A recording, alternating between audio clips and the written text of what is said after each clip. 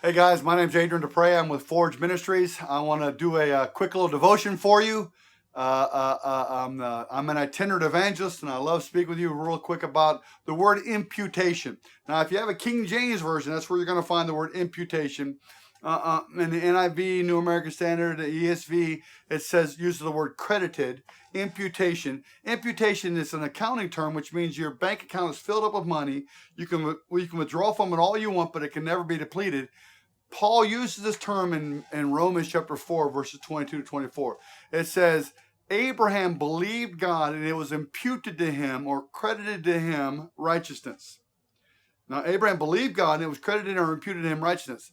But not only to Abraham, it says, but also to us. For those of us who believe in Jesus, God raised him from the dead, give your life to him. Those of you who believe in Jesus, that you will be imputed righteousness, or you will be credited righteousness. What does the word imputed mean? Now, I played football in college, so I'm not very smart. The lights are on, but nobody's home. I'm a couple bricks short of a load, few fries short of a Happy Meal. Got a 7.7 in the SAT combined. You understand what I'm saying?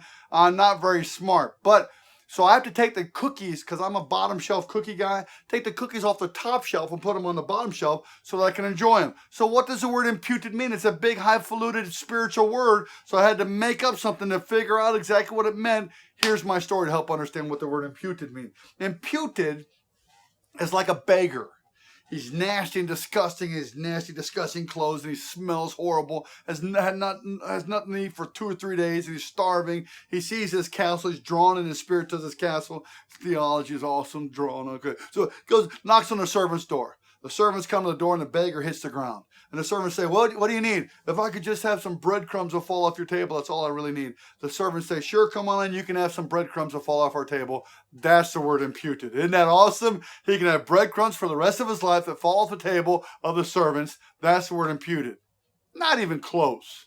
It's like a beggar, nasty, disgusting, sees the castle, goes and knocks on the castle door, and it hits the ground when the servants come. The servants say, what do you need? If I could just have some breadcrumbs that fall off your table. The servants say, forget that. Come on in. You can have some warm soup and some 3-day-old bread for the rest of your life.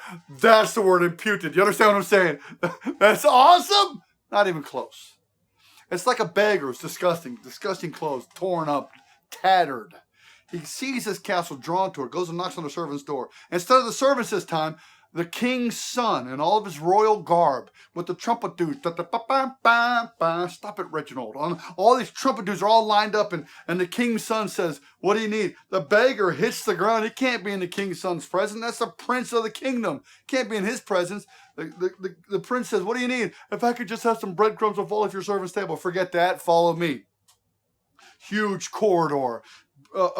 Long train of a robe behind the prince. The Baroquean tapestries. If it's not Baroque, then don't fix it. Okay, that's stupid. But it has a big metal, the big metal dude. You know what I'm talking about? And a huge mahogany doors, and opens up these huge, giant banqueting hall doors. And inside's a giant banqueting hall with the chicken cordon bleu, the filet mignon, the greatest food on the planet. And the beggar said, he hasn't eaten in 3 days, and he's starving, and he's shaking with excitement and joy. And the king's son says, come on in. You can eat for the rest of your life. That's the word imputed. Not even close. Now for the word imputed. For everyone who believes in Jesus, you will be imputed righteousness. What does it mean? Nasty beggar, disgusting, before you believe. Sees the castle door, knocks on the door.